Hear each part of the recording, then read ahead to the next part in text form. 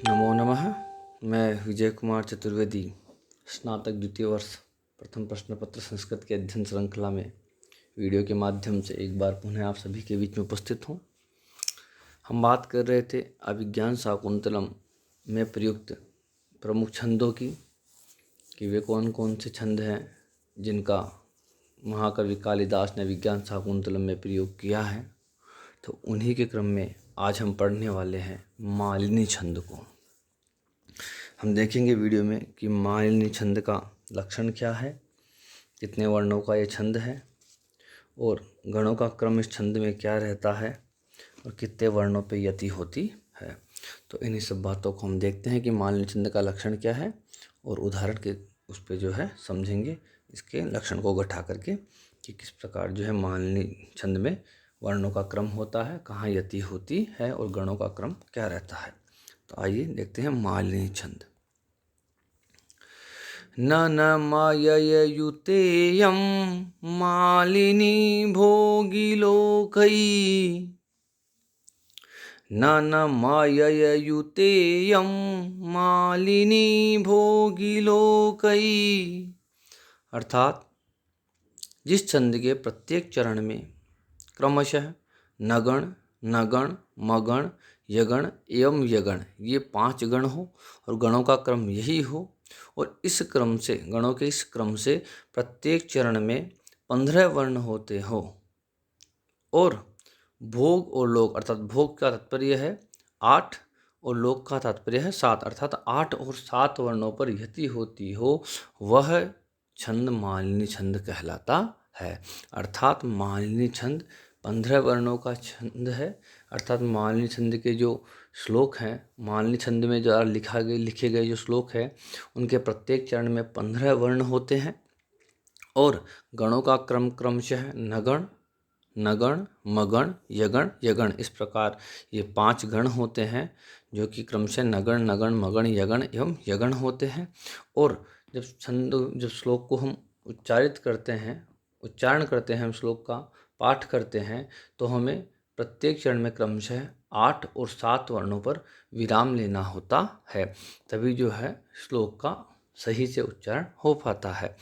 तो इस दुआ की मालिनी छंद वो छंद है जिसमें 15 वर्ण होते हैं और क्रमशः नगण, नगण, मगण, यगण एवं यगण होते हैं और 8 और 7 वर्णों पर यति होती है, वह मालिनी छंद होता है। उदाहरण की बात करें तो मालिनी छंद का जो प्रथम अंक में ही शकुंतला के सौंदर्य के वर्णन के समय जब दुष्यंत द्वारा ये श्लोक कहा गया तो दुष्यंत के माध्यम से कालिदास ने ये श्लोक लिखा, वह मालिनी छंद में लिखा गया बहुत ही सुंदर श्लोक है। देखते हैं। सरसिज मनुविद्धम शैवलेनापि रम्यम मलिनमपि हिमांशोर्लक्ष्मीं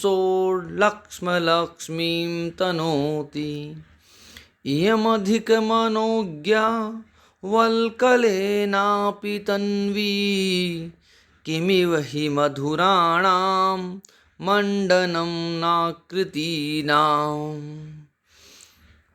यहाँ पे श्लोक है सरसिज मनुविद्धम शैवलेनापि रम्यम मलिनमपि हिमांशोर्लक्ष्मीं तनोति इयमधिक मनोज्ञा वल्कलेनापि तन्वी किमिव हि मधुराणां मंडनं नाकृतीनाम्। प्रथम अंक में हम श्लोक को पढ़ भी चुके हैं। यहाँ हम छंद की बात कर रहे हैं तो हम देखते हैं पहले जो लाइन है उसमें मात्रा का निर्देश किया गया है। उसी क्रम में देखें तो सर्वप्रथम 3 लघु दिखाई दे रही है मात्राएं, तो तीनों लघु है। हमें पता है नगण का चिन्ह होता है, तो पहले नगण हो गया, दूसरे फिर 3 लघु है तो नगण हो गया, फिर 3 गुरु मगण हो गए, फिर 1 लघु 2 गुरु यगण, फिर लास्ट में फिर पुनः अंत में 1 लघु 2 गुरु यगण। इसलिए इस तरह यहाँ पर गणों का क्रम जो है नगण, नगण, मगण, यगण और यगण है और हमें 8 और 7 पर यति करनी होती है। अतः जो प्रयुक्त श्लोक है उसमें कौन सा छंद है? मालिनी छंद है। पुनः एक बार श्लोक का उच्चारण करके देखते हैं यति के लिए कि हमें 8 और 7 वर्णों पर यति करते हुए श्लोक का उच्चारण करना है। गणों का क्रम हमने मात्रा निर्देश पहली लाइन पे कर रखा है, उसी प्रकार नीचे की लाइनों में हम करेंगे मात्रा निर्देश।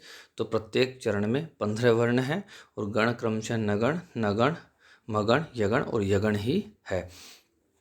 और प्रत्येक चरण में 15 वर्ण हैं।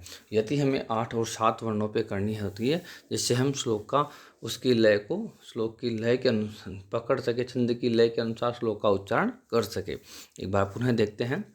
सरसिज मनुविद्धम शैवलेनापि रम्यम मलिनमपि हिमांशोर्लक्ष्मीं तनोति इयमधिकमनोज्ञा वल्कलेनापि तन्वी किमिव हि मधुराणां मंडनं नाकृतीनाम्। इस प्रकार से 8 और 7 वर्णों पर यति करते हुए हमें श्लोक का उच्चारण करना होता है, मालिनी छंद में प्रयुक्त किए गए श्लोक का। तो आज हमने देखा ये मालिनी छंद, जिसको कि प्रत्येक चरण में 15 वर्ण होते हैं। नगण नगण मगण यगण यगण ये गणों का क्रम होता है और श्लोक उच्चारण के समय 8 और 7 वर्णों पर यति करनी होती है। तो आज की इस वीडियो को हम समाप्त करते हैं। आगे नए वीडियो में नए छंद के साथ पुनः उपस्थित होंगे। धन्यवाद।